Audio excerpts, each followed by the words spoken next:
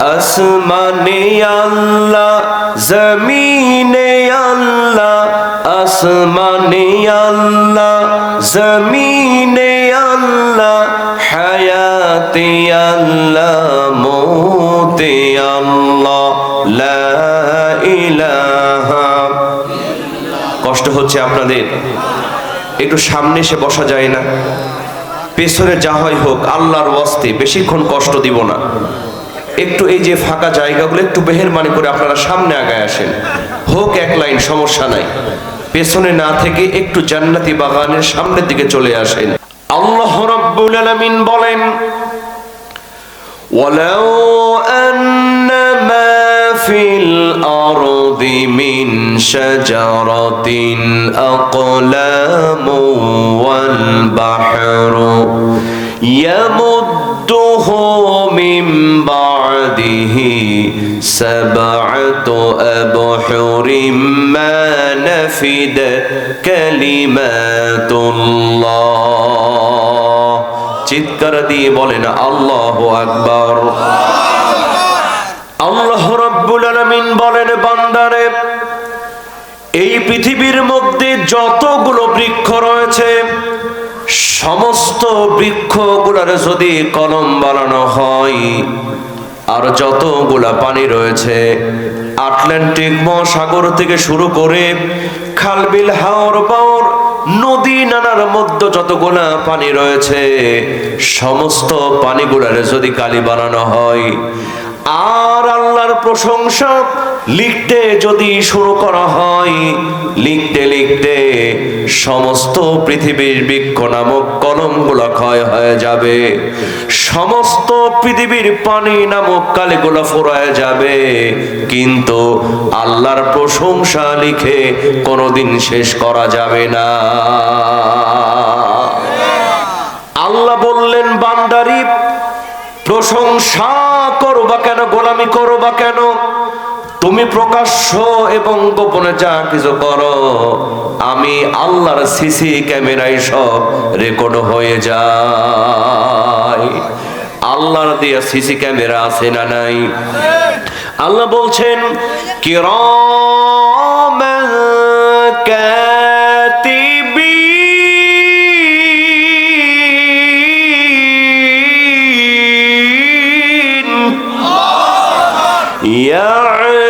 ইয়ালামুনা মা তাফআলুন।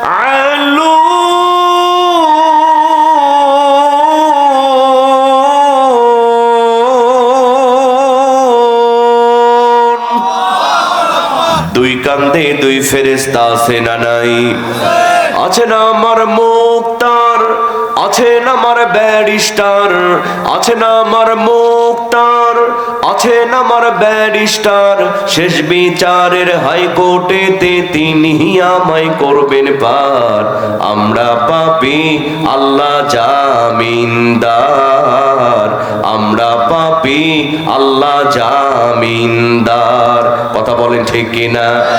মনের ঘরে তালা দিয়া চাবি লইয়া আছেন সাই, আমি অধম সাধ্য কি তার হুকুম ছাড়া বাইরে যাই, হুকুম ছাড়া বাইরে যাই। মনোরে হে ওহো মনোরে, দুই কান্দে দুই মোহরি লিখতে আছেন ডায়েরি, দুই কান্দে দুই মোহরি লিখতে আছেন ডায়েরি।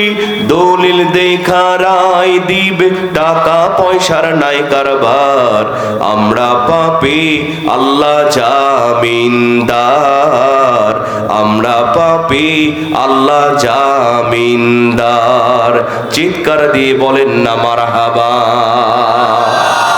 তাহলে আওয়াজ আসতে হবে না জোরে হবে? কণ্ঠ দিয়েছেন কে? সুতরাং আল্লাহর প্রশংসা করতে গিয়ে যদি আমাদের কণ্ঠটা ভেঙেও যায়, কারো কোনো লস হবে? কি বলেন, লস হবে? সবাই জোরে সরে আওয়াজ দিতে রাজি আছেন না? না সবাই রাজি আছেন তো? সবাই রাজি আছেন তো? আসুন দল মত নির্বিশেষে যার কণ্ঠে যত শক্তি আছে সমস্ত শক্তি উজাড় করে আবারও বলে উঠছি আলহামদুলিল্লাহ। সবাই বলেন রব্বানা লাকাল হামদ হামদান কাসীরান তাইয়িবান মুবারাকান ফীহি। প্রশংসা করলাম কার? আসুন আমরা এবার মূল তাফসীরের দিকে চলে যাই। আমার ভাইয়েরা, আমি আজকে আপনাদের সামনে পবিত্র আল কোরআনুল কারীমের একটি গুরুত্বপূর্ণ সূরা, সূরার নাম হলো সূরা বনী ইসরাঈল। জোরে বলেন, নাম কি? সূরা বনী ইসরাঈলের 82 নাম্বার। কত নাম্বার? 82 নাম্বার আয়াত তেলাওয়াত করেছি। খুব অল্প সময়ে আলোচনা করব। সবাইকে শুনতে রাজি আছেন? শেষ পর্যন্ত সবাই থাকতে রাজি আছেন? কারা কারা রাজি নাই দুহাত তুলে দেখান।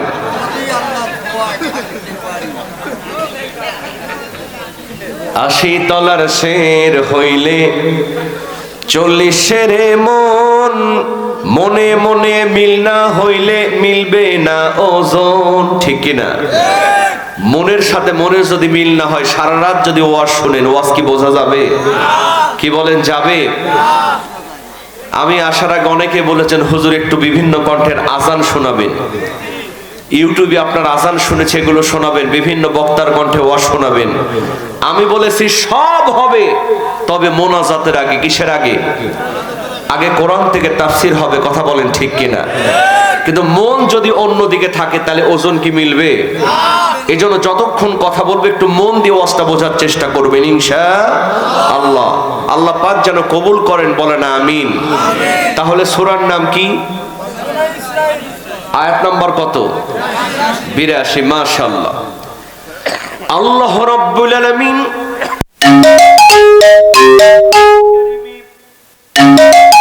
বনী ইসরাঈলের 82 আয়াতের মধ্যে সুন্দর করে জানায় দিচ্ছেন, ওয়ানুনাজ্জিলু মিনাল কুরআনি মা শিফাউ ওয়া রাহমাতুল লিল মুমিনিন।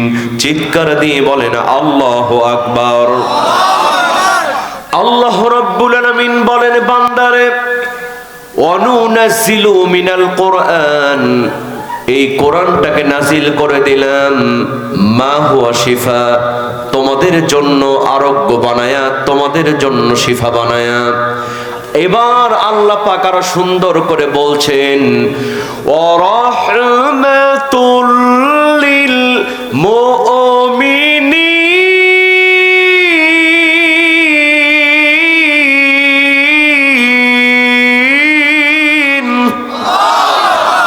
আল্লাহ রাব্বুল আলামিন বলেন, বান্দারে শুধু শিফা বানাম না, আরোগ্য বানালাম না, এই কোরআনটাকে গোটা মুমিনবাসীর জন্য আমি আল্লাহ রাব্বুল আলামিন রহমত বানায়া দিলাম। আমার ভাইয়েরা, আল্লাহ পাক এবার আরো স্পষ্ট করে বলছেন, ওয়ালা ইয়াজিদুল যালিমিনা ইল্লা খাসারা। আর যারা জালেম, যারা বেঈমান, যারা মুনাফিক, যারা আমিরুল মুমিনিন খলিফাতুল মুসলিমিন, কোরআন নামক সংবিধান দিয়ে রাষ্ট্র পরিচালিত করার কারণে রাতের বেলা ঘুমাতেন না, এলাকার জনগণ কেমন আছে এটা দেখার জন্য নিজেই পাহারাদার হয়ে যেতে। কারণ কোরআনের আইন যদি পাশ হয়, জনগণ আরামে ঘুমাবে আর নেতারা জেগে জেগে পাহারা দিবে। কথা কোন ঠিক কিনা? কিন্তু বিগত 70 বছর আমরা দেখেছি এই কোরআনের আইন না থাকার কারণে জনগণের উপরে হামলা দিয়া, মামলা দিয়া তাদের ঘুম হারাম করে নেতারা বোতল খায়া ঘুমাইছে। কথা কোন ঠিক কিনা? আর সকাল হলে বলছে খেলা হবে, খেলা হবে, পালাবো না, প্রয়োজনে ফখরুলের বাড়িতে গিয়ে থাকবো। আছে না পালিয়েছে? আছে না পালিয়েছে? কোথায় কালা মানিক, কোথায় কাদের আমাদের কাকা, কোথায় গেল ওই নেতাদের গরম গরম কথা। খেলা হবে, খেলা হবে, খেলা হবে বলে কাকাই গেল পালাইয়া। স্বৈরাচার পালাইছে দেশটা ছাড়িয়া, সকলের মুখে হাসি আসলো ফিরিয়া। কথা কোন ঠিক কিনা? আসল খেলা খেলেন কে? আরো জোরে বলেন কে? আমার ভাইরা, হযরত ওমর তিনি কোরআন নামক সংবিধান দিয়ে রাষ্ট্র পরিচালনা করার কারণে নিজেই পাহারাদার হয়েছেন, জনগণ আরামে ঘুমিয়েছে। সুবহানাল্লাহ বলে। কিতাবের মধ্যে এসেছে আমিরুল মুমিনিন খলিফাতুল মুসলিমিন হযরত ওমর একদিন রাতের বেলা বের হয়ে গেলেন এলাকার জনগণ কেমন আছে দেখার জন্য। ও নীলফামারীর মুসলমান, দেখেন কোরআন দিয়ে কেমনে সমাজ থেকে অন্যায় অপকর্ম দূর হয়। মরুভূমির প্রান্তর দিয়া আমিরুল মুমিনিন খলিফাতুল মুসলিমিন হযরত ওমর ফারুক রাদিয়াল্লাহু তাআলা আনহু যাচ্ছেন। আমার ভাইয়েরা, কিছু দূর যাওয়ার পরে দেখতে পেলেন একটা বাড়ি দেখা যায়। হযরত ওমর ফারুক রাদিয়াল্লাহু তাআলা আনহু ওই বাড়ির সামনে যখন চলে গেলেন, ওমরের কানের মধ্যে ভেসে আসলো ওই বাড়ির মধ্যে থেকে একটা মেয়ের কণ্ঠে অশ্লীল বিরহের গান শোনা যায়। জোরে জোরে কন্যা বাবা নাউজুবিল্লাহ। আমার ভাইয়েরা বলেন তো, হযরত ওমরের রাগ কম ছিল না বেশি ছিল? তিনি যেই রাস্তা দিয়ে যেতেন শয়তান পর্যন্ত চলল। আল্লাহ রাব্বুল আলামিন লাহুয়াল হাদিস শব্দ দ্বারা জমিনের মধ্যে সকল অশ্লীল গান বাজনা কিয়ামত পর্যন্ত নিষিদ্ধ করেছেন। জোরে জোরে বলেন না বাবা, আইনটা কার? আমার ভাইয়েরা, হযরত ওমরের মেজাজটা গরম হয়ে গেল। কার এত বড় সাহস? কে রে আমার রাষ্ট্রের মধ্যে কোরআন নামক সংবিধান লঙ্ঘন করে এই গভীর রজনীতে অশ্লীল বিরহের গানকে গায়? আমার ভাইয়েরা, হযরত ওমর ফারুক রাদিয়াল্লাহু তাআলা আনহু এক দৌড় দিয়ে বাড়ির সামনে চলে গেলেন। মেন দরজার সামনে দাঁড়ায় অনেকক্ষণ দরজা নক করলেন ভেতর থেকে, মেয়েটা দরজা খোলে না। আমার ভাইয়েরা বলেন তো, হযরত ওমরের রাগ কমবে না বাড়বে? হযরত ওমর ফারুক রাদিয়াল্লাহু তাআলা আনহু এক দৌড় দিয়া বাড়ির পেছন দিকে গেলেন, আর একটা দরজা দেখতে পেলেন। কারণ একটা বাড়ির মেন দরজা থাকে, পেছন দিকে আরো দু একটা দরজা আছে না নাই? হযরত ওমর ফারুক রাদিয়াল্লাহু তাআলা আনহু আস্তে করে পেছন দিকে চলে গেলেন। ওই ছোট্ট দরজার মধ্যে আস্তে করে একটা আঘাত করলেন, দরজা খুলে গেল। আমিরুল মুমিনিন খলিফাতুল মুসলিমিন হযরত ওমর এক দৌড় দিয়া ঘরের মধ্যে প্রবেশ করে দেখে একজন সুন্দরী যুবতী মেয়ে একাকী বসে অশ্লীল বিরহের গান গায়। জোরে জোরে কন্যা বাবা নাউজুবিল্লাহ। আপনি আমার বাড়িতে প্রবেশ করেছেন, আপনি তো আমার বাড়ির সামনের দরজা দিয়ে প্রবেশ করেন নাই, আপনি আমার বাড়ির পেছনের দরজা দিয়ে প্রবেশ করেছেন। পেছনের দরজা দিয়ে প্রবেশ করার কারণে আপনি পবিত্র কোরআনুল কারীমের একটা আইন লঙ্ঘন করেছেন। জোরে কোন সুবহানাল্লাহ।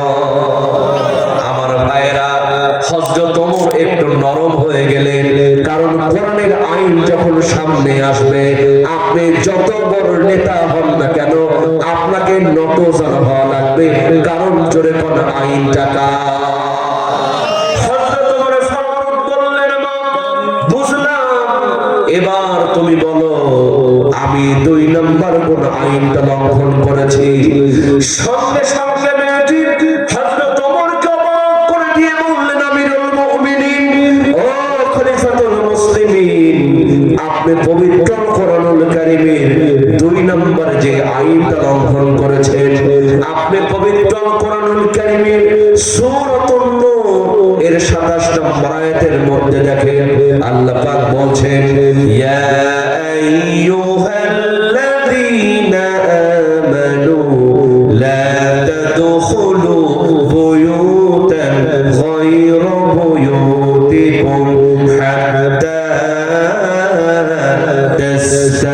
তাজতানিসু চিৎকার দিয়ে বলেন আল্লাহু আকবার আল্লাহ রাব্বুল আলামিন বলেন ইয়া আইয়ুহাল্লাযীনা আমানু হে ঈমানদারেরা লা তাদখুলু বুয়ুতান গায়রা বুয়ুতিকুম খবরদার খবরদার কারো ঘরে তোমরা প্রবেশ করো না হাত্তা তাস্তানিসু ইস্তানাসা ইয়াস্তানিসু বাব ইস্তিফাল থেকে আল্লাহ পাক জানায় দিলেন পারমিশন না নিয়া অনুমতি না নিয়া কারো ঘরে প্রবেশ তোমরা করো না জোরে জোরে করো না বাবা আইনটা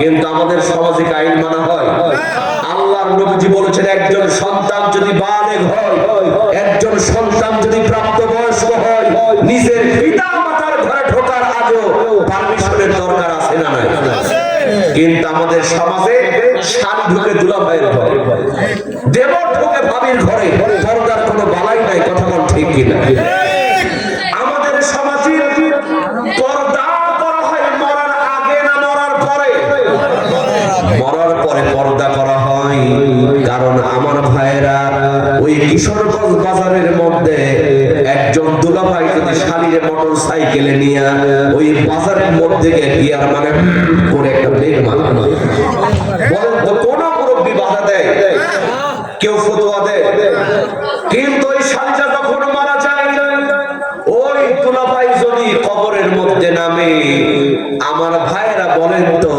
সঙ্গে সঙ্গে ফতোয়া আছে না না শালীর কবরে দুলাভাইকে নামতে দিবে তাহলে পর্দা করা হয় মরার আগে না মরার পরে একজন মহিলা যদি মারা যায় তার কাফনের কাপড় হয় 5 টুকরা আর জীবিত অবস্থায় আগে ছিল 3 পিস এরপরে বাজারে আসলো 2 পিস বর্তমানে চলতেছে 1 পিস কথা কোন ঠিক কিনা পর্দার কোনো বালাই নাই পর্দা নাই এরকম মায়ের আছে না নাই আল্লাহ বলছেন মেয়েরা তোমরা টাকুর নিচে পায়জামা পরো কিন্তু এমন একটা জামানা আসলো অধিকাংশ মেয়েরা টাকুর নিচে পায়জামা পরে না টাকুর উপরে পায়জামা পরে বিশ্বাস করে না মা আমি কষ্ট দেওয়ার জন্য বলছি না মা ও মা বর্তমান মেডিকেল সায়েন্স বলছে যেই মেয়েগুলি চুল খোলা রাখবে আর টাকনো খোলা রাখবে ভবিষ্যতে ওদের সন্তান ধারণের ক্ষমতা নষ্ট হয়ে যাবে জোরে জোরে কন্যা বাবা কথাটা কা বাজার আল্লাহ পাক যে নিয়মগুলি দিয়েছেন এটা বিজ্ঞান দ্বারা প্রমাণিত আলহামদুলিল্লাহ বলুন কোন মেয়ে যদি টাকনো খোলা রাখে চুল খোলা রাখে সন্তান ধারণের ক্ষমতা নষ্ট হয়ে যাবে এটা মেডিকেল সায়েন্স প্রমাণ করেছে আর যুবকদেরকে বলা হলো যুবক তোমরা টাকনোর উপরে পায়জামা পরো টাকনোর উপরে প্যান্ট পরো কিন্তু আমার ভাইয়েরা বলেন তো অধিকাংশ যুবক টাকনোর উপরে প্যান্ট পরে না টাকনোর নিচে প্যান্ট পরে নিচে পরে না প্যান্টের আগা রাস্তা ঝাড়ু দিতে দিতে ক্ষয় হয়ে যায় তবু হুঁশ পাই বিশ্বাস করো যুবক মরার আগে পর্দা করা লাগবে ও আমার মায়েরা পড়ে খেয়াল করেন মরার পরে পর্দা করে কোনো লাভ নাই আপনি যদি মরার আগে পর্দা করতে পারেন আপনার পায়ের নিচে আল্লাহর জান্নাত ওয়াজিব হয়ে যায় কথা কোন ঠিক কিনা আমার ভাইরা কোরআন বলছে ইয়া আইয়ুহাল্লাযীনা আমানু হে ঈমানদারেরা লা তাদখুলু বুয়ুতান গায়রা বুয়ুতিকুম খবরদার খবরদার কারো ঘরে প্রবেশ করো না অনুমতি ছাড়া হাত্তা তাস্তানিসু মেয়েটি বলছেন আমিরুল মুমিনিন আপনি আমার ঘরে প্রবেশ করেছেন একটা বারের জন্য তো পারমিশন নেন নাই একটা বারের জন্য তো অনুমতি নেন নাই অনুমতি না নেওয়ার কারণে আপনি পবিত্র কোরআনুল কারীমের 2টা আইন লঙ্ঘন করেছেন জোরে কোন আইনটা আমার ভাইরা হযরত ওমর আরেকটু নরম হয়ে গেলেন এবার বললেন এবার তুমি বলো আমি 3 নাম্বার কোন আইনটা লঙ্ঘন করেছি আমার ভাইরা সঙ্গে সঙ্গে মেয়েটি কোরআন থেকে দলিল দেয় আমিরুল মুমিনিন ও খলিফাতুল মুসলিমিন আপনি পবিত্র কোরআনুল কারীমের সূরাতুন নূরের 27 নম্বর আয়াত আয়াতে শেষ অংশের মধ্যে দেখেন আল্লাহ পাক বলছেন ওয়া তুসাল্লিমু আলা আহলিহা, চিৎকার দিয়ে বলেন আল্লাহু আকবার। আল্লাহ রাব্বুল আলামিন বলেন ওয়া তুসাল্লিমু আলা আহলিহা, যখন তোমরা কথা শুরু করবা আগে তোমরা সালাম দিবা। জোরে কোন আইনটা আল্লাহর নবীজি বলেন যেই পরিবারের মধ্যে সালাম আদান প্রদান থাকবে ওই পরিবারের মধ্যে কোনো অশান্তি আসবে না। জোরে জোরে কন্যা বাবা আইনটা। আর আমরা নিজেরাও সালাম দিই না, আর বাচ্চাদেরকেও সালাম শিখাই না। আমার ভাইরা বিশ্বাস করেন যেই সন্তানকে ছোটবেলাতেই সালাম শেখাবেন ওই সন্তান কোনোদিন মাস্তান হবে না, ওই সন্তান মুত্তাকি হবে। কথা বল ঠিক কিনা? কিন্তু আমাদের সমাজের মায়েরা বোনেরা সবচাইতে বড় ভুল করে, ছোট বাচ্চাদের কোলের মধ্যে নিয়ে সালাম শিখাই না, কয় বাবা বলো টাটা টাটা। কথা বল ঠিক কিনা? আমার মায়েরা বোনেরা বিশ্বাস করেন যেই সন্তানকে ছোটবেলাতেই শিখাবেন বাবা বলো টাটা, ওই সন্তান বড় হলে আপনার মুখে মারবে ঝাঁটা। পরে কেঁদে কোনো লাভ আছে? ছোটবেলাতেই বাচ্চাকে সালাম শিখাতে হবে। এই যে একটি মাদ্রাসা, এটা মাদ্রাসা না? আজকে 7 জন কোরআনের পাখি তালবে ইলম তারা পাগড়ি নিল। আপনারা খুশি না বেজা? বিশ্বাস করেন এই সন্তানগুলো যদি ছোটবেলাতেই কোরআন না শিখতো ওরা কি কোরআন মুখস্থ করতে পারতো? কি বলেন পারতো? ছোটবেলাতেই বাচ্চারা যা শিখাবে ওই বাচ্চা তাই শিখবে। কথা বল ঠিক কিনা? এই যে ঢাকা শহরে একটা বসুন্ধরা সিটি মার্কেট আছে, কেউ গিয়েছেন আপনারা? এই বসুন্ধরা সিটি মার্কেটে যাবেন দেখবেন কিছু ডিজিটাল মা সেখানে দেখা যায়। ডিজিটাল মা এই জন্য বললাম কারণ জিন্সের প্যান্ট গেঞ্জি পরে মার্কেটের মধ্যে আসে, কুত্তার বাচ্চা বিড়ালের বাচ্চা কোলের মধ্যে রাখে, আর নিজের বাচ্চা নেয়ার জন্য আলাদা কাজের মহিলা পালে। আমার ভাইয়েরা বলেন তো এরকম ডিজিটাল মা আমাদের সমাজের মধ্যে আছে না? না আমার ভাইয়েরা দেখেন ছোটবেলাতেই বাচ্চারা যা শিখাবেন বাচ্চা তাই শিখবে। এই মা মার্কেটের মধ্যে চলে যায়, এক দোকানে 14 বার করে ঘোরাফেরা করে, কাপড় পছন্দ হয় না, কারণ ওই মা স্টার জলসা জি বাংলা দেখে পাখি আর কিরণ মারাটেস খুঁজি। কথা বল ঠিক কিনা? এক দোকানে 14 বার করে ঘুরে কাপড় পছন্দ হয় না। আমার ভাইরা এখন ছোট্ট বাচ্চা তার একটু পর পর পেশাব লাগে কি লাগে না? কই মাম্মি পেশাব করব, মার্কেটে কই মাম্মি পেশাব করব। মা চিন্তা করে আমি ডিজিটাল সন্তান যদি মার্কেটে এসে পেশাব করব বলে তাহলে তো আমার প্রেস্টিজ পাঞ্চার হবে। মা বাড়িতে এনে সন্তানকে ছোটবেলাতেই শিখায় দিয়েছে বাবা এখন থেকে তোমার যখন পেশাব লাগবে তুমি বলবা আমি গান করব। কি করব? আমি পেশাব করব না বলে বলবা আমি গান করব। দেখেন ছোটবেলাতেই বাচ্চাকে যা শিখাবে ওই বাচ্চা তাই শিখবে। মাইবার মার্কেটের মধ্যে চলে যায়, এক দোকানে 14 বার করে ঘুরে ছোট বাচ্চা বলে মাম্মি আমি গান করব। আমার ভাইরা ওই মা আস্তে করে পেশাব করায় নিয়ে আসে, সবাই মনে করে গান করবে, আর মা আস্তে করে পেশাব করায় নিয়ে আসে।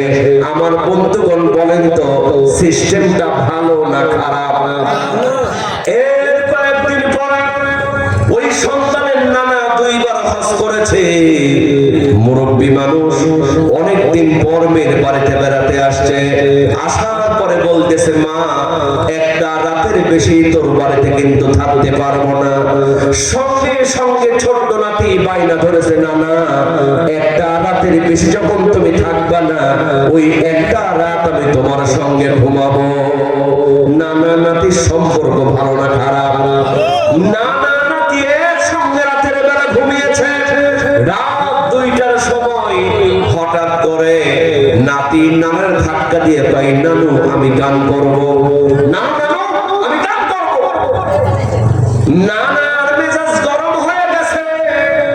রাত 2টা বাজে নাতি দুইটার সময় গান শুরু করে, পাশের ঘরের থেকে মেয়ে জামাই মনে করবে হাসি না পাজি, রাত দুইটার সময় নাতির কাছে গান তুলতেছে। নানা বলে নাতিরে যা গান করার সকালে করিস, এত রাতে ধরে গান করা লাগবে না। আমার ভাইরা, নাতি কান্না শুরু করে দিয়েছে, নানা আমি যদি এখন কান্না করি আমি কিন্তু বাঁচবো না। নানা চিন্তা করে এটি ইবলিস হচ্ছে তো বড় শয়তান, রাত দুইটার সময় কান্না করলে বাঁচবে না। নানা এবারে বুদ্ধি করে বলতেছে, নাতি তুই যখন গান না করলে বাঁচবি না, তুই আস্তে আস্তে আমার কানে কানে গান কর। নানা চোখ বন্ধ করে কানটা আগায় ধরছে। ছোট্ট বাচ্চা প্যান্টের চেন খুলে দিয়ে একেবারে দাঁড়ায় থেকে কানের মধ্যে ডাইরেক্ট নানা লাফায় উঠছে। পাশের ঘরের থেকে মেয়ে এসে বলতে সাপ বাকি হয়েছে। কয় কি হওয়ার বাকি আছে? গান করার কথা বলে তোর সন্তান আমার কানের মধ্যে পেশাব করে দিয়েছে। কয় আব্বা ওর কোনো দোষ নাই, আমিও শিখিয়ে দিয়েছি পেশাব লাগলে বলবো গান করবো, এজন্য তোমার কানের মধ্যে গান করে দিয়েছে। নানা মাথায় হাত দিয়া কয় শোন মা, এই বয়সে যেই সন্তান এই শিক্ষা নিয়া গান করার কথা বলে আমার কানের মধ্যে পেশাব করে দিয়েছে, এই শিক্ষা নিয়া এই সন্তান যদি বড় হয় ভবিষ্যতে গোটা জাতির বুকে পেশাব করে দিবে। জোরে জোরে কন্যা বাবা কথা ঠিক কিনা?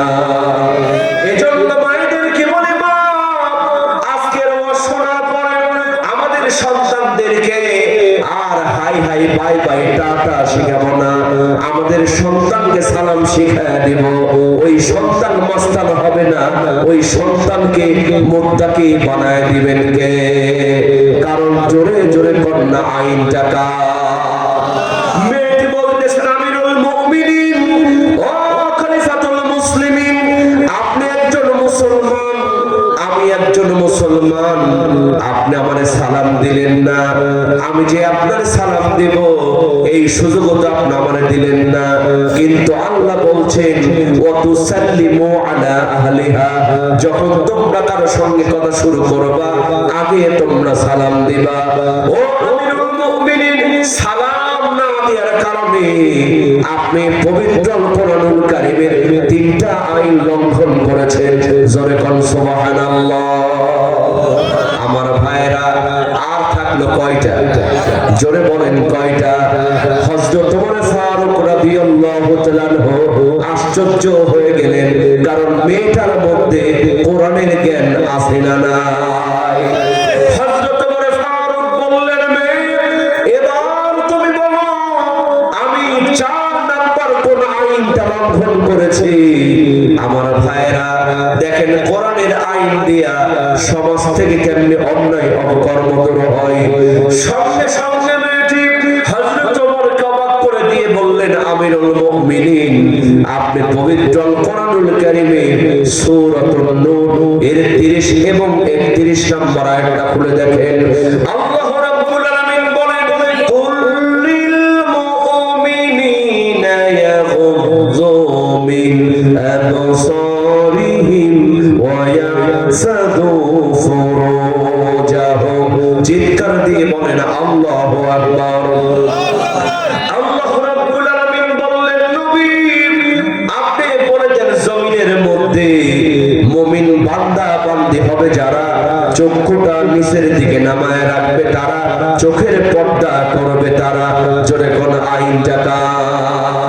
আমার ভাইরা, এরপরে আল্লাহ বলছেন ওয়ায়াহসাদু ফুরুজাহুম, মুমিন বান্দা বান্দি হবে যারা লজ্জাস্থানকে হেফাজত করবে, তারা। তাফসীর কারকগণ বলেন, প্রথমে চোখের পর্দা, এরপরে লজ্জাস্থানের হেফাজত। তাফসীর কারকগণ বলেন, কেউ যদি চোখের পর্দা করতে না পারে লজ্জাস্থানের হেফাজত করা সম্ভব নয়। আগে কিসের পর্দা? চোখের পর্দা। মেয়েটি বলছেন, আমিরুল মুমিনিন, আপনি একজন পুরুষ মানুষ, আমি একজন মহিলা মানুষ, আপনি আমার দিকে তাকালেন, একটা বার তো চোখটা নিচের দিকে নামালেন না। চক্ষু নিচের দিকে না নামানোর কারণে আপনি পবিত্র কোরআনুল কারীমের 4টা আইন লঙ্ঘন করেছেন। জোরে কোন আইনটা? আমার ভাইরা, হযরত ওমর অবাক হয়ে গেলেন। এরপরে বললেন, মেয়ে শোনো, এতক্ষণ পর্যন্ত তুমি কথা বলেছো, তোমার কথার মধ্যে কোনো কাউন্টার দেই নাই, কারণ তুমি হলে জনগণ আর আমি হলাম নেতা। তোমার সম্পূর্ণ কথা শোনা আল্লাহ রাব্বুল আলামিন নেতার জন্য ফরজ করেছেন। জোরে কোন আইনটা? আমার ভাইরা, হযরত ওমর ফারুক বললেন, মেয়ে এতক্ষণ পর্যন্ত কথা বলেছো, তোমার কথার মধ্যে কোনো কাউন্টার দেই নাই। ও মেয়ে শোনো, আমি যে তোমার ঘরে প্রবেশ করেছি, এমনি এমনি তোমার ঘরে প্রবেশ করি নাই। আমি যে ডাইরেক্ট তোমার ঘরে প্রবেশ করেছি, আমার কাছেও কিন্তু কোরআনের একটা দলিল আছে। জোরে জোরে কন্যা বাবা সুবহানাল্লাহ। আমার ভাইরা, এই কোরআনটাকে চুমা খেলে হবে না কোরআনের আইন সমাজে বাস্তবায়ন করা লাগবে? দেখেন মুসলমান, হযরত ওমর ফারুক রাদিয়াল্লাহু তাআলা বলছেন, এমনি এমনি তোমার ঘরে প্রবেশ করি নাই, আমি যে তোমার ঘরে প্রবেশ করেছি, আমার কাছেও কিন্তু কোরআনের একটা দলিল আছে। আমার ভাইরা, মেয়েটি সঙ্গে সঙ্গে বললেন, ও আমিরুল মুমিনিন, কোন দলিল দিয়া এই গভীর রজনীতে আপনি আমার ঘরে প্রবেশ করলেন, আমি একটু জানতে চাই। কষ্ট হচ্ছে আপনাদের? বাজার আমি সংক্ষিপ্ত বুঝাতে চাচ্ছি যে কোরআন দ্বারা যদি রাষ্ট্র পরিচালিত হয়, চুরি, ডাকাতি, জেনা, ব্যভিচার মুহূর্তের মধ্যে বন্ধ হয়ে যাবে। কথা বলেন ঠিক কিনা? কারণ আইনটা আল্লাহর নবীজি বলেছেন, আমার পরে কোন নবী হবে না। যদি কোন নবী হতো, সেটাই হতো হযরত ওমর। কথা বলেন ঠিক কিনা? সেই ওমর কি কোরআনের বাইরে কাজ করতে পারে? গভীর মনোযোগ মুসলমান, হযরত ওমর ফারুক রাদিয়াল্লাহু তাআলা সঙ্গে সঙ্গে দলিল দিয়া দিলেন, মেয়ে শোনো, কোন আইন দ্বারা তোমার ঘরে ডাইরেক্ট প্রবেশ করেছি এটা যদি জানতে চাও, তুমি পবিত্র কোরআনুল কারীমের সূরাতুল হজ, সূরার নাম কি বলেন? সূরাতুল হজ। এই সূরা হজের 41 নম্বর আয়াতটা দেখো। কত নম্বর? 41। এগুলো মনে রাখতেছেন তো আপনারা? প্রত্যেকটা কোরআনের আয়াত। হযরত ওমর ফারুক বললেন, মেয়ে শোনো, তুমি পবিত্র কোরআনুল কারীমের সূরাতুল হজ, এই সূরা হজের 41 নম্বর আয়াতে দেখো, আল্লাহ পাক বলছেন, আল্লাযীনা ইম্মাক্কানাহুম ফিল আরদি আকামুস সালাহ ওয়া আতাউয যাকাতা ওয়া আমারু বিল মা'রুফ ওয়া নাহাউ আনিল মুনকার ওয়া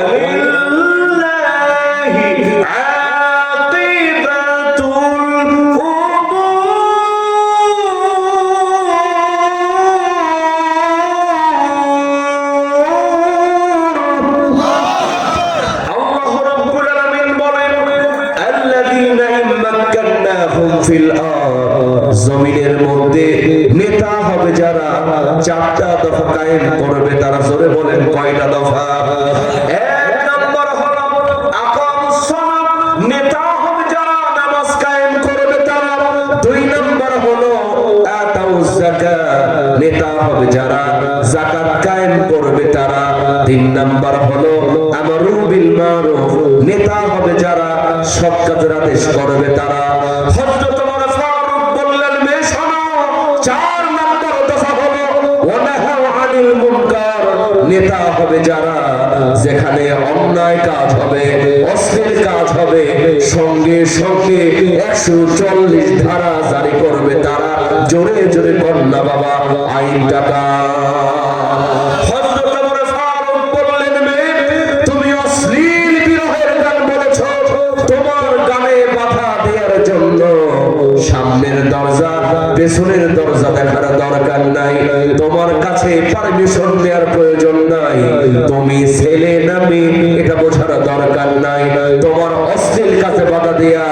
ওয়া নাহা আনিল মুনকার দ্বারা আল্লাহ পাক নেতার জন্য ফরজ করেছেন। জোরে জোরে কন্যা বাবা সুবহানাল্লাহ। আমার ভাইরা, হযরত ওমর ফারুক রাদিয়াল্লাহু তাআলা আনহু বললেন, মা এবার শোনো, তোমার মধ্যে কোরআনের জ্ঞান আছে। আমার ভাইরা বলেন তো, ওই মেয়েটার মধ্যে কোরআনের জ্ঞান আছে না নাই?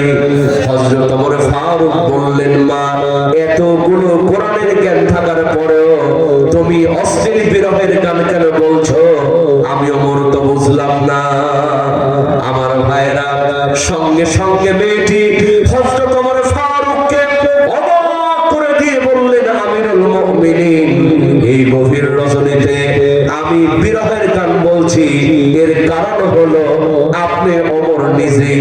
জোরে কোন সুবহানাল্লাহ। যেমন বলেছে আপনি ওমর নিজেই, হযরত ওমরের মেজাজটা আবার গরম হয়ে গেল। হযরত ওমর ফারুক বললেন, মেয়ে আমি ভাবলাম তোমার মধ্যে কোরআনের জ্ঞান আছে, তোমার বিচারটা হালকা করে দেব, কিন্তু তুমি তো আমার মেজাজটা আবার গরম করে দিলা। মেয়ে, ও মেয়ে শোনো, তোমার বিরহের গান বলার কারণ আমি ওমর কেমনে হলাম যদি প্রমাণ করতে না পারো, ওমরের কাজ করাই তোমার কিন্তু কঠিন বিচার হবে। জোরে কোন মারহাবা।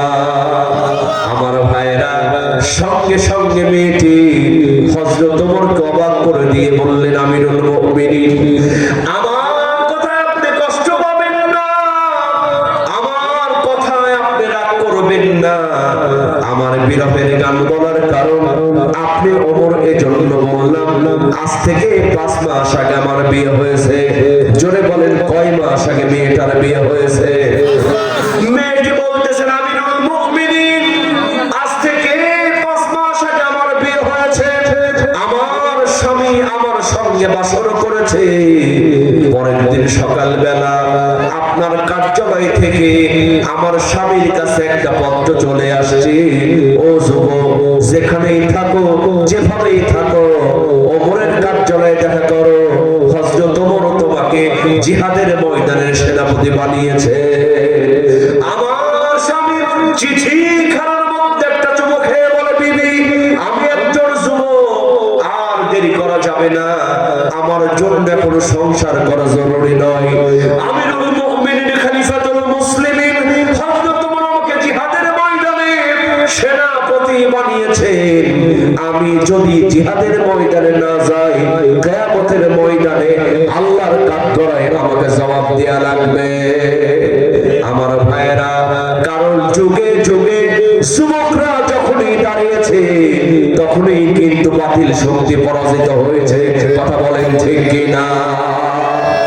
এই বাংলাদেশেও যুবকরা যখন রক্ত দিয়েছে, তখনই স্বৈরাচারের পতন হয়েছে।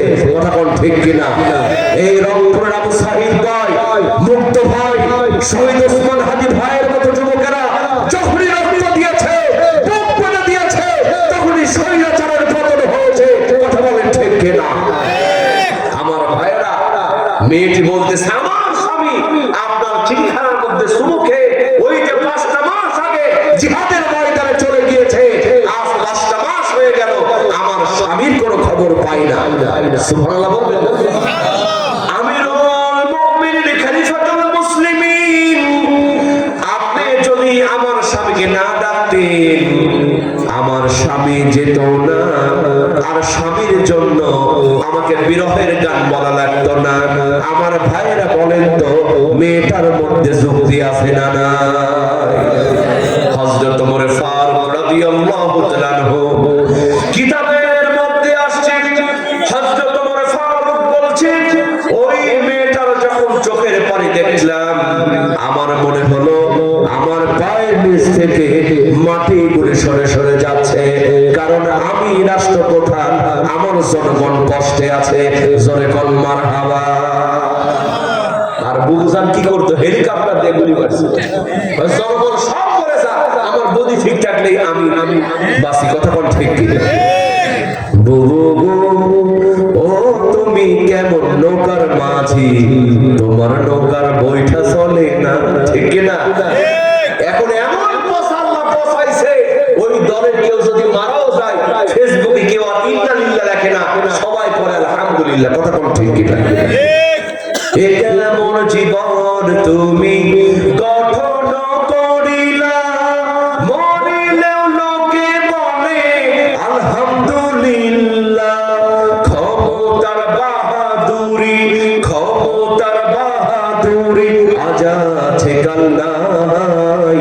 নমরুদার ফেরাউনেরও পতন হইছে ভাই, নমরুদার ফেরাউনেরও পতন হইছে ভাই। ঠিক কি না? ক্ষমতা দেখাবেন থাপ্পড় দিয়া, ক্ষমতাচ্যুত করবেন কে? গভীর মনোযোগ মুসলমান, দেখেন কোরআন দিয়ে কেমনে সমাজ থেকে অন্যায় অপকর্ম দূর হয়। নেতা কারে বলে? হযরত ওমর ফারুকের চোখ বেয়ে পানি করে জমিনে পড়তেছে।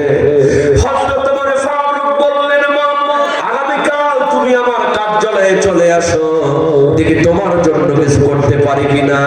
আমার ভাইরা, এই কথা বলে হযরত ওমর ফারুক রাদিয়াল্লাহু তাআলা এক দৌড় দিয়া গভীর রজনীতে তার মেয়ে উম্মে হাফসার বাড়িতে চলে গেলেন। দরজা knock করলেন, উম্মে হাফসা রাদিয়াল্লাহু তাআলা দরজা খুলে দিলেন।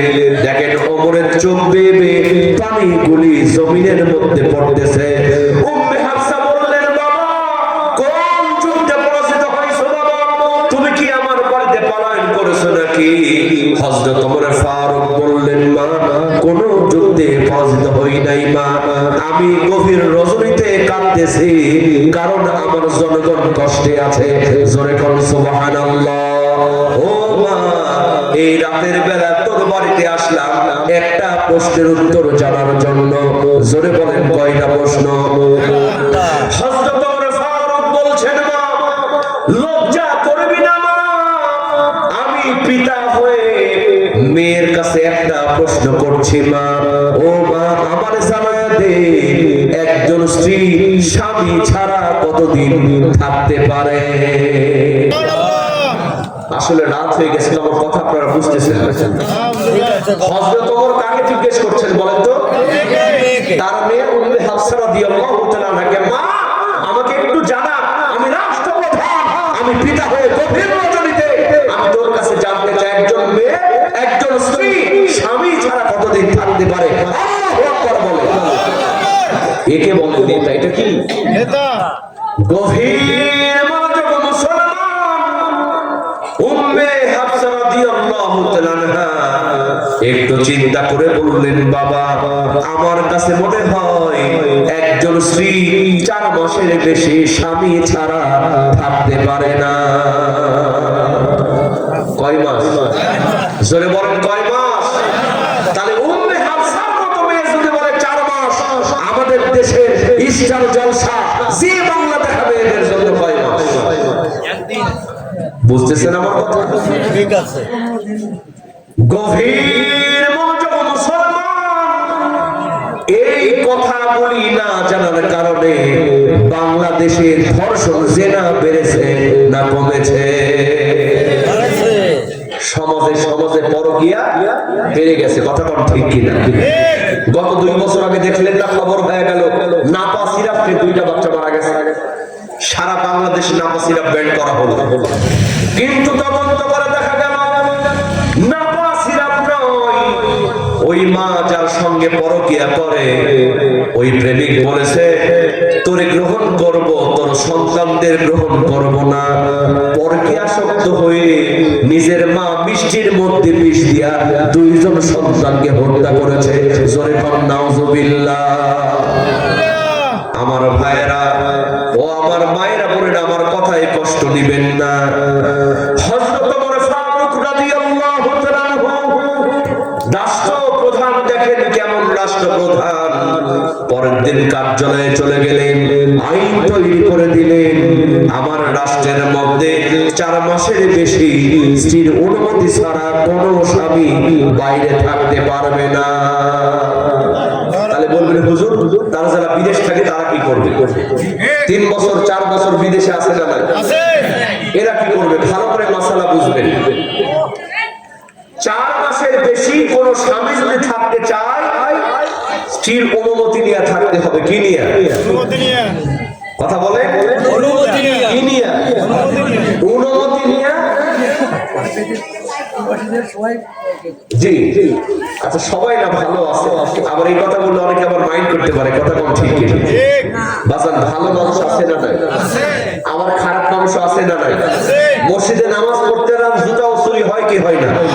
তারা নামাজ আছে, চোরও আছে। আমি বলছি না সবাই খারাপ, কিন্তু অধিকাংশ অনেকে পরকে জড়ায় যায়, কথা কম ঠিক কি? তাহলে 4 মাসের বেশি থাকতে গেলে অনুমতি লাগবে। কি লাগবে? কিন্তু অনুমতি ছাড়া 4 মাসের বেশি বাইরে থাকা যাবে যাবে আইন চাকা। গভীর মনোযোগ মুসলমান, হযরত ওমর ফারুক রাদিয়াল্লাহু তাআলা আইন তৈরি করে দিলেন, স্ত্রীর অনুমতি ছাড়া 4 মাসের বেশি কোন স্বামী বাইরে থাকতে পারবে না। পরের দিন ওই মেয়েটিকে ডাকা হলো, ওই মেয়েটি আসলো, হযরত ওমর ফারুক রাদিয়াল্লাহু তাআলা তার স্বামীকে ফেরত দিলেন, যাও তোমাদেরকে ছুটি দেয়া হলো, তোমরা বাড়িতে চলে যাও। আমার ভাইরা, মেয়েটি যাওয়ার সময় বললেন, আমিরুল মুমিনিন, গতকাল আপনার সঙ্গে বেয়াদবি করেছি, আপনার মুখে মুখে তর্ক করেছি, আমারে আপনি মাফ করে দেন। হযরত ওমর ফারুক বললেন, মা, আমার কাছে মাফ চাওয়ার দরকার নাই, বরং আল্লাহর ওয়াস্তে তুমি আমারে মাফ করে দাও, কারণ কিয়ামতের ময়দানে আল্লাহর আদালতে আমি ওমরের নামে যদি অভিযোগ করো, জনগণ কষ্টে আছে, আমি ওমর রাষ্ট্রপ্রধান হয়ে খোঁজ নিতে পারি নাই, কিয়ামতের ময়দানে আল্লাহর আদালতে আমাকে জবাব দেয়া লাগবে। ও মেয়ে, বরং আল্লাহর ওয়াস্তে তুমি জনগণ হয়ে আমি নেতারে মাফ করে দাও। বাজার এই যদি হয় নেতা, এই যদি হয় জনগণ, আর সংবিধান যদি হয় আল কোরআন, সমাজে অশান্তি থাকবে, চুরি ডাকাতি থাকবে, জেনা ব্যভিচার থাকবে। অনেক মুরব্বী বলে, হুজুর এত ওয়াজ হয়, এত মাহফিল হয়, মানুষ তো নামাজি হয় না, এরকম বলে কি বলে না? বাজার ওয়াজ শুনে যদি কেউ নামাজি হতো, আর কেউ হোক না হোক, এই মাইকলা ভাইয়ের একজন বেনামাজি থাকতো না। ঠিক কিনা বলেন? কারণ সবচেয়ে কাছে বসে আমার মাইকলা ভাইয়ের ওয়াজ শুনে, কথা কোন ঠিক কিনা? কিন্তু ওয়াজের পাশাপাশি নামাজের আইন তাকিমের সালাত যদি সংসদে পাস হতো, আযান করে একজন যুবকের ক্ষমতা নাই যে তারা রাস্তার মধ্যে চায়ের স্টলে বসে আড্ডা দেয়, কথা কোন ঠিক কিনা? তাহলে ওয়াজও লাগবে, আইনও লাগবে, আইনও। আল্লাহ বলছেন, বান্দা কোরআনটাকে শিফা বানালাম, আরোগ্য বানালাম, চুরি ডাকাতি জেনা ব্যভিচার বন্ধ হবে তখন এই কোরআনের আইনটা সংসদে পাস হবে যখন। কোথায় পাস হবে? যখন সংসদে পাস হবে যখন। আমার ভাইরা, এই কোরআনের আইন আমরা কি চাই? সবাই চাই। বিশ্বাস করেন, আমি এখানে কোন রাজনৈতিক বক্তব্য দিচ্ছি না, এখানে বিএনপির ভাইরা আছে না নাই? জামাত ইসলামের ভাই আছে না নাই? এলডিপির ভাই আছে না নাই? বলেন তো, আমরা যখন মারা যাবো এটা কি বলা হবে বিসমিল্লাহ ওয়ালা মিল্লাতি বিএনপি এই বলে কবরে রাখা হবে? বিসমিল্লাহ ওয়ালা মিল্লাতি জামাত ইসলাম বলে কবরে রাখা হবে? বিসমিল্লাহ ওয়ালা মিল্লাতি এলডিপি বলে রাখা হবে? বাজার বলা হবে বিসমিল্লাহ ওয়ালা মিল্লাতি রাসূলিল্লাহ। এজন্য আমাদের যে যে দল করেন সমস্যা নাই, আমাদের প্রথম পরিচয় আমরা হলাম মুসলমান, আমাদের সংবিধান হলো আল কোরআন, কথা বল ঠিক কিনা? সুতরাং কোন বিএনপির ভাইরা যদি কোরআন মানে, আমরা তার সঙ্গে আছি, কথা বল ঠিক কিনা? জোরে বলেন ঠিক কিনা? এজন্য আমরা চাই এই কোরআনের আইন সমাজে প্রতিষ্ঠিত হোক, চুরি ডাকাতি জেনা ব্যভিচার সমাজ থেকে দুর্নীতি অপশক্তি দূর হয়ে যাক, কথা বলেন ঠিক কিনা? আল্লাহ পাক যেন সকলকে কবুল করেন, বলেন আমিন।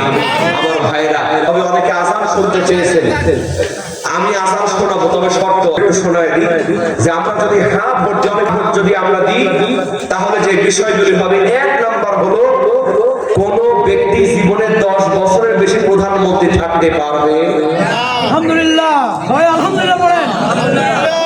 গোষ্ঠী থাকে প্রধানমন্ত্রী। জি, সুন্দর কথা বলেছে যে আমাদের ক্ষমতা চর্বি জমে তখন, দীর্ঘদিন ক্ষমতা পাই যখন, কথা বল ঠিক কিনা? প্রথমে সবাই ভালো থাকে, এরপরে চর্বি জমতে জমতে স্বৈরাচার হয়ে যায়, কথা বল ঠিক কিনা? সেটা হ্যাঁ ভোট দিলে প্রথম নাম্বার যে কাজ ব্যক্তি জীবনে 10 বছরের বেশি প্রধানমন্ত্রী থাকতে পারবে না, 1 নাম্বার। দ্বিতীয় নাম্বার হলো সরকার ইচ্ছা মতো সংবিধান বদলাতে পারবে ক্ষমতা পায়া ইচ্ছা মতো হ্যাঁ জয়যুক্ত হয়েছে, কথা কোন ঠিক এইটা করতে পারবে না। এরপরে 3 নাম্বার হলো সংবিধান পরিবর্তন করতে গণভোট লাগবে। যদি একান্ত প্রয়োজন হয় দেশের সকল মানুষের ভোট নতুন করে লাগবে। এরপরে 4 নাম্বার হলো প্রধান বিচারপতি নির্বাচন কমিশন দুদক ও পিএসসি তে নিয়োগ আর প্রধানমন্ত্রীর হাতে থাকবে। আলহামদুলিল্লাহ পড়ে ইচ্ছা মতো নিজের লোকদেরকে ঢুকায় বিচার করার জন্য বলেন, যে কোনো জায়গায় বলেন সব নিজের লোক, কথা কথা ঠিক কিনা? এটা তারা পারবে না। এরপরে শেষ যে কথাটি বলা হচ্ছে যে অপরাধীকে রাষ্ট্রপতি ইচ্ছা মতো ক্ষমা করতে পারবে না। এখন যেই দল হয়েছে এই দলের লোক যদি অপরাধ করে, কয় স্যার ওইটাকে কয় আমার দলের লোক, কয় ওর সাইরে দি, কয় স্যার অস্ত্র শুনতে দিচ্ছে, অস্ত্র শুনতে সাইরে দি, জানিস তো এটা আমার দলের লোক। এই জন্য রাষ্ট্রপতি তাদের নিজের দলকে যে কাউকে ইচ্ছা মতো মাফ করে দিতে পারবে না, ফাঁসির আসামিকে মাফ করতে পারবে না। আলহামদুলিল্লাহ বলেন, আলহামদুলিল্লাহ বলেন। আর যদি আপনারা আরো অনেকগুলো আছে, এগুলো মেন কারণ। এই জন্য আপনারা এবার ব্যালট পেপারে 2টা কথা থাকবে, একটা তো ভোট আপনার ইচ্ছা মতো দিবেন, আর দ্বিতীয় নম্বরে একেবারে হাই একটা ভোট দিয়ে দিবেন। ঠিক আছে, ঠিক আছে। তো বাসান ইনশাআল্লাহ আমরা শুনলাম, তবে আজান শোনাবো 3 কণ্ঠে। কয় কণ্ঠে?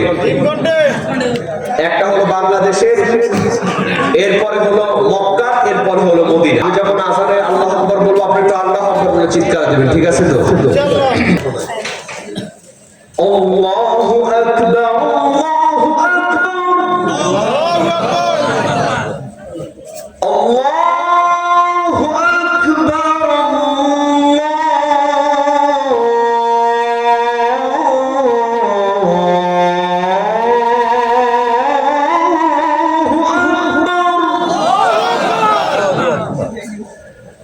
আশহাদু আন লা ইলাহা ইল্লাল্লাহ।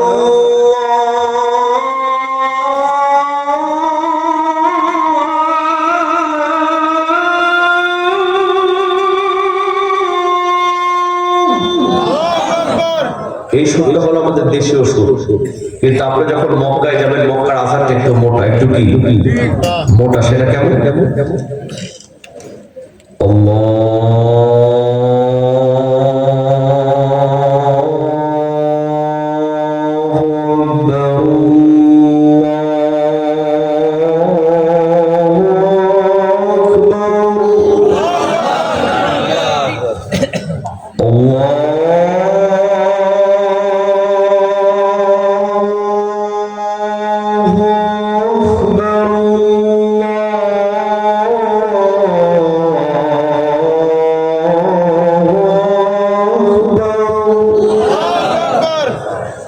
أشهد أن لا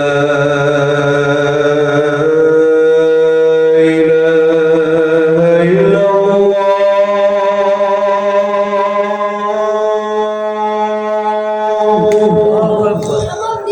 এটা হলো মক্কার সুর।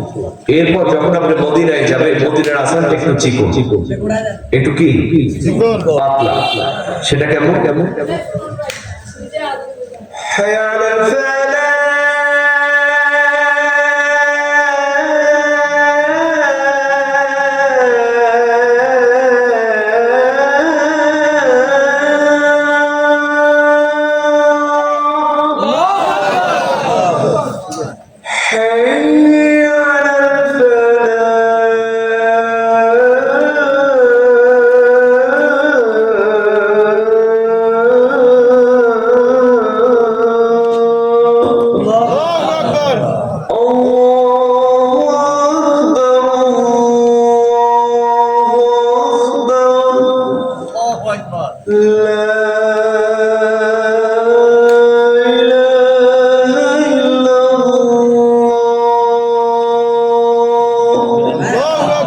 আল্লাহ যেন কবুল করেন। প্রথমত চারটা। এক নাম্বার হলো আমরা যখন কারো বাড়িতে প্রবেশ করব কোন দরজা দিয়ে প্রবেশ করব? সামনের দরজা। মাশাআল্লাহ। দুই নাম্বার কি শিখলাম? অনুমতি দিব। কি দিব? তিন নাম্বার কি শিখলাম? সালাম দিব। কি দিব? চার নাম্বার সর্ব অবস্থায় চোখের পর্দা করবে। চারটাই কোরআনের ইশারায়। নেতাদের জন্য কয়টা দফা? চারটা। নামাজ কায়েম করা, যাকাত কায়েম করা, সৎ কাজের আদেশ, অসৎ কাজে নিষেধ। এই চারটা কয়টা হলো? আটটা আইন যেন আল্লাহ পাক আমল করার তৌফিক দান করেন। শুনবেন? আপনাদের কি কষ্ট হচ্ছে না?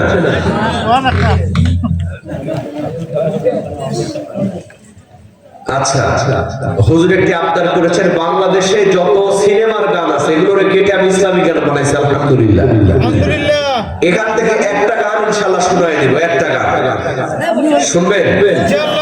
তবে তার আগে হুজুর একটা আবদার করেছে, শেষ সময় বাজান এই মাহফিলটা জীবনের শেষ মাহফিল হয়ে যেতে পারে কি পারে না? শেষ সময়ে আমি ইসলামী সঙ্গীত বলেই মোনাজাত দিব। তার আগে হুজুর একটু আবদার করেছে, ও আরেকটা আবদার করেছে বিভিন্ন বক্তার কণ্ঠে ওয়াজ করা, যে হুজুর একটু তোফাজ্জল শেখ ভৈরবীর কণ্ঠে ওয়াজ করে শোনান, একটু আব্দুল খালেক শরীয়তের ওয়াজ শুনে শোনান, একটু কি বলে আব্দুল্লাহ বিন কাজিমের ওয়াজ করে শোনান। আমি তিনটা বজলুর রশিদের কয়টা হলো? চারটা বক্তার ওয়াজ শোনাবো ইনশাআল্লাহ। 1 মিনিট করে। এখানে যদি তোফাজ্জল শেখ ভৈরবী আসতেন, কে আসতেন? ওয়াজ করেছেন আপনারা? জি জি মাশাআল্লাহ। কি নাম আপনার? জামিয়া রহমান। 100 টাকা। আল্লাহ যেন কবুল করেন। তোফাজ্জল শেখ ভৈরবী ওয়াজ করেছেন আপনারা? জি। উনি আসলে ওয়াজ করতেন, জান্নাতের টিকিট দিলাম রে, জান্নাতের চাবি দিলাম, আরে মুসলমান এবার খুঁজে নাও তোমার স্থান কোথায়। আল জান্নাতু তাহতা আকদামিল উম্মাহাত। ওরে বাবা পীর কথা রে পাই যে জন শোনে না, আল্লাহ নবীজির দয়া তার পাবি না বাবা রে, আল্লাহ নবীজির দয়া তার পাবি না। কন্যা যেই মা রাত্রি 12টা বেজে গেছে, সন্তান বাইরে চলে গেছে, মা দরদি দরজাটা খুইলা সন্তানের জন্য অপেক্ষা করে। একটা গাছের পাতা যদি পড়ছে গো, মা দরদি চিৎকার দিয়ে কয়, বাবা আইসলি তোরে দেখা আমার কলিজাটা ঠান্ডা করবানি। কি বলেছে? এখানে যদি আব্দুল খালেক শরীয়তপুরি আসতেন ওয়াজ করতে, কার লাগিয়া কান্দ মানুষ, কার লাগিয়া হাস,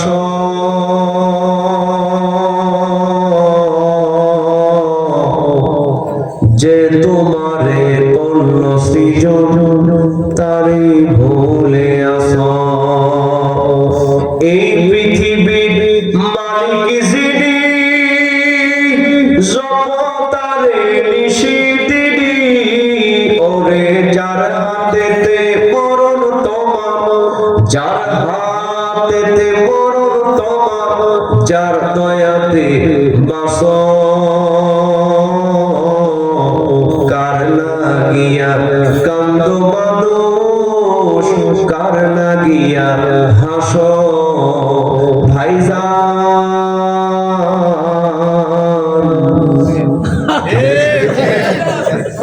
এখানে যদি বজলুর রশিদ মিয়া আসতেন,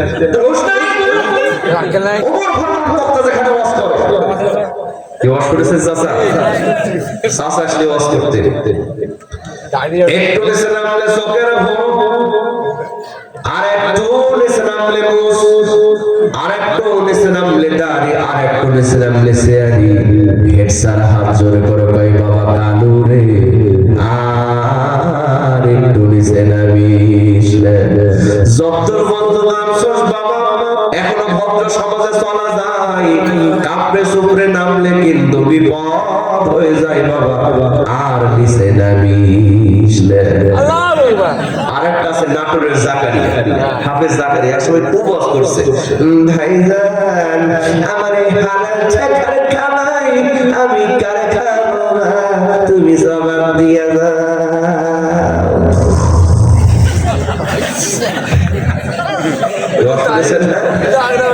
জি, জি। না, কথা শোনেন। বিষয়টা হলো এটাকে আবার অন্যরকম নিয়ে না। আমরা যখন ছোট ছিলাম তখনকার ফেমাস যারা বক্তা ছিল তাদের সব কণ্ঠ, কারণ বক্তা তো একদিন হয় না, কথা বল ঠিক কিনা? তখন ছোটবেলাতে যেটা ভালো লাগতো ওইটাই প্র্যাকটিস করতাম, আলহামদুলিল্লাহ। তো এরকম প্র্যাকটিস করতে করতে নিজের একটা স্টাইল চলে আসছে, আলহামদুলিল্লাহ। সব বক্তারা এটা করে, এই জন্য ছাত্রদেরকে নিয়ে একটি গান, এই দিন সেই দিন কোনো দিন প্রভু তোমায় ভুলবো না, পড়তে পড়তে ছড়াবো মোরা আলেমের ঠিকানা। এই ছাত্র আমার সঙ্গে বলো, এই দিন সেই দিন কোনো দিন প্রভু তোমায় ভুলবো না, পড়তে পড়তে ছড়াবো মোরা আলেমের ঠিকানা। তোমার পথে সুখ আছে আগে বুঝিনি, আগে জানিনি, কোরআন হলো সুখের পরশ আগে বুঝিনি, আগে জানিনি। তোমার পথে সুখ আছে আগে বুঝিনি,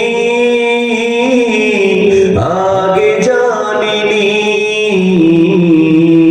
কোরআন হলো সুখের পরশ আগে বুঝিনি, আগে জানিনি। চলতে চলতে পাবো মোরা বেহেশতের ঠিকানা, এই দিন সেই দিন কোনো দিন প্রভু তোমায় ভুলবো না, পড়তে পড়তে ছড়াবো মোরা আলেমের ঠিকানা।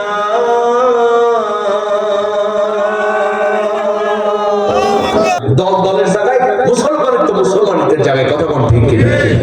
আল্লাহ পাক যেন সকলকে কবুল করেন। দোয়া করে দিই।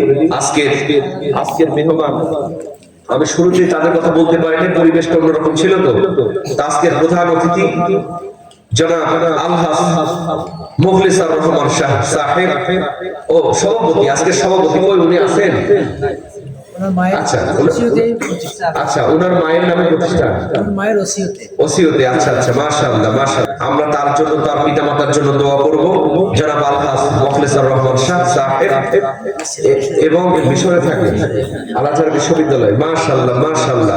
প্রধান অতিথি জনাব আলহাজ মোহাম্মদ নূর হোসেন সাহেব, অত্যন্ত অমায়িক একজন মানুষ, আমরা তার জন্য দোয়া করব। এবং জনাব মোহাম্মদ আনসার আলী শাহ, সকলের জন্য আমরা দোয়া করব। অসুস্থ এছাড়াও যারা মঞ্চে আছেন সবার নাম তো জানি না, যারা নিচে বসে আছেন ভাই বোন আত্মীয় স্বজন সবার জন্য দোয়া হবে ইনশাআল্লাহ। আপনারা যারা দান করেছেন এটা মাথায় রাখবেন, দান করলে সম্পদ কমে না, দান করলে আল্লাহ পাক বাড়ায় দেন ইনশাআল্লাহ। শহীদুল ইসলাম বিডিআর উনি কি মারা গেছেন, আমরা তার কবরখানাকে আল্লাহ পাক যেন জান্নাতের টুকরা বানায় দেন। মায়েরা বোনেরা যদি থাকে সবার জন্য দোয়া হবে। আমরা একটু নামাজের মতো করে বসে, একটু নামাজের মতো করে বসে। সামনে রমজান মাস, আল্লাহ পাক যেন রমজানটাকে কবুল করেন। 12 ফেব্রুয়ারি নির্বাচন যেন সুস্থ সুন্দরভাবে হয়, আমরা আল্লাহর কাছে চাইব আল্লাহ পাক যেন সেই পরিবেশ তৈরি করে দেন। জি জি, আল্লাহ তো ইনশাআল্লাহ পরিবর্তন দিবে, তবে আমাদেরকে পরিবর্তনের কাজ করা লাগবে, ঠিক না? আমাদের কি করা লাগবে? জায়গা মতন মারা লাগবে বাজার। কিন্তু আমাদের বাংলাদেশের মানুষ এক কাপ চা খায় সব ভুলে যায়, ঠিক না? এটা করলে চলবে না, সুযোগ সব সময় আসে না। আল্লাহ পাক যেন আগামী দিন কোরআনের বাংলাদেশ হিসেবে বাংলাদেশকে কবুল করেন, বলে না আমিন। আল্লাহুম্মা আমিন। আল্লাহ রব্বানা যালামনা আনফুসানা ওয়া ইল্লাম তাগফির লানা ওয়া তারহামনা লানাকুনান্না মিনাল খাসিরিন। আমিন। গভীর রজনী কিছু মুমিন বান্দা বান্দীদের নিয়ে তোমার দরবারে হাত তুলেছি, মেহেরবানি করে আমাদের জীবন জিন্দেগির গুনাহ খাতাগুলোকে মাফ করে দাও। আয় আল্লাহ তাআলা, গুনাহ করতে করতে এত গুনাহ করে ফেলেছি, তোমার কাছে হাত তোলার কোনো যোগ্যতা আমাদের নাই, কিন্তু তুমি বলেছো লা তাকনাতু মির রাহমাতিল্লাহ ইন্নাল্লাহা ইয়াগফিরুদ যুনুবা জামিআ ইন্নাহু হুয়াল গফুরুর রহিম।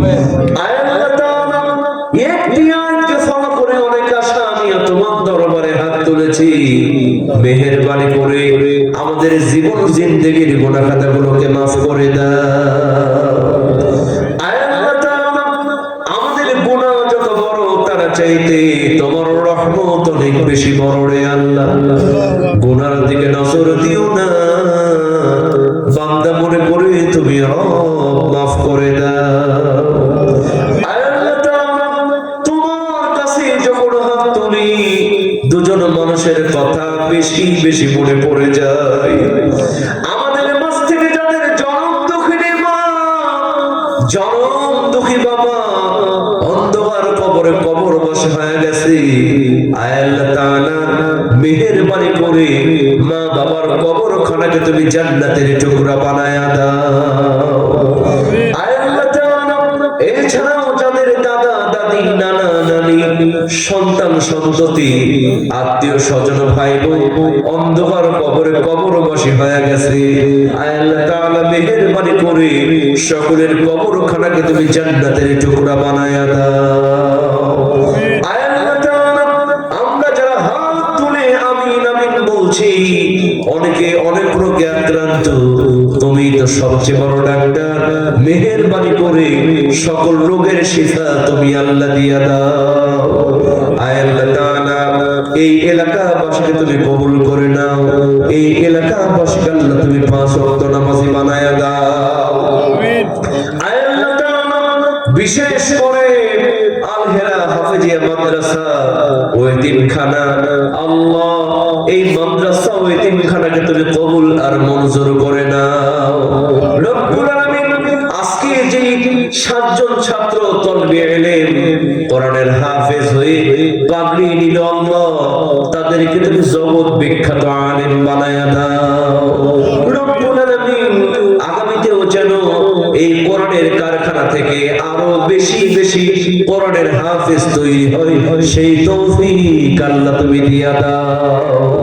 রব্বুল আলামিন, আল্লাহ তাআলা, এই মাদ্রাসার জন্য যারা জায়গা দান করেছে, জমি দান করেছে, টাকা দিয়েছে, পয়সা দিয়েছে, আল্লাহ অনেকের নাম বলা হয়েছে, অনেকের নাম বলা হয় নাই, আল্লাহ তাআলা একটা টাকা হলো যারা মাদ্রাসার জন্য দান করেছে, দানকে কবুল করে নিয়া কিয়ামতের ময়দানে জান্নাতের মধ্যে আল্লাহ তুমি জান্নাতি ঘর বরাদ্দ করে দাও।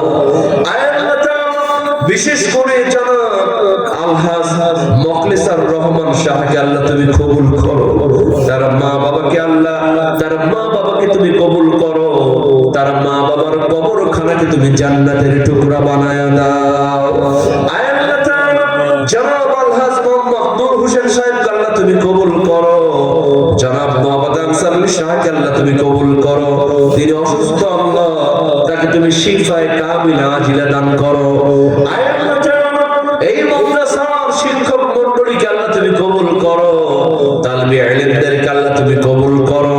আল্লাহ তাআলা, রব্বুল আলামিন, আগামীতে যেন আরো বেশি বেশি ছাত্র এই মাদ্রাসা থেকে শিক্ষা নিতে পারে, সেই ব্যবস্থা আল্লাহ তুমি তৈরি করে দাও। রব্বুল আলামিন, অনেকে কোরআন শরীফকে উদ্দেশ্য করে দান করেছে, আল্লাহ এই গভীর রজনীতে অনেকে দান করেছে, আল্লাহ তাআলা তুমি তো সবার নাম জানো, তোমার খাতায় সবার নাম উঠে গিয়েছে। রব্বুল আলামিন, যারা কোরআনকে ভালোবেসে দান করেছে, কিয়ামতের ময়দানে এই দানগুলিকে নাজাতের ওসিলা আল্লাহ তুমি বানায়া দাও। রব্বুল আলামিন, আমাদের পর্দার অন্তরাল থেকে অনেক মা বোন হয়তো হাত তুলেছেন, আমাদের মা বোনদেরকে আল্লাহ তুমি মাফ করে দাও, আমাদের মা বোনদের দানকে আল্লাহ তুমি কবুল করো, আমাদের মা বোনদের নেক মাকসুদকে আল্লাহ তুমি কবুল করো। রব্বুল আলামিন, পরিশেষে তোমার কাছে বিনতি, শাবান মাস, সামনে রমজান মাস, আয় আল্লাহ তাআলা আমরা যেন সহিভাবে সিয়াম সাধনা করতে পারি সেই তৌফিক আল্লাহ তুমি দিয়া দাও। আর যদি আল্লাহ এই মুনাজাত আমার জীবনের শেষ মুনাজাত হয়ে যায়, এই মাহফিল যদি আমাদের জীবনের শেষ মাহফিল হয়ে যায়, রব্বুল আলামিন আজরাইল যখন আমাদের জানটা কবজ করতে আসবে, ভয়ে আমাদের চোখটা বড় বড় হয়ে যাবে, আমাদের গলা দিয়ে ঘর ঘর আওয়াজ বের হবে, আমরা কোনো কথা বলতে পারবো না। আত্মীয় স্বজন পাশের থেকে তখন জোরে জোরে কালিমা পড়তে থাকবে।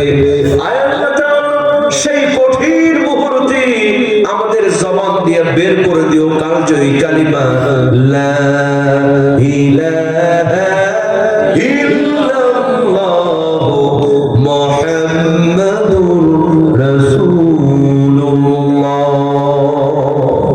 সাল্লাল্লাহু আলাইহি ওয়াসাল্লাম। আসসালামু আলাইকুম ওয়া রাহমাতুল্লাহ।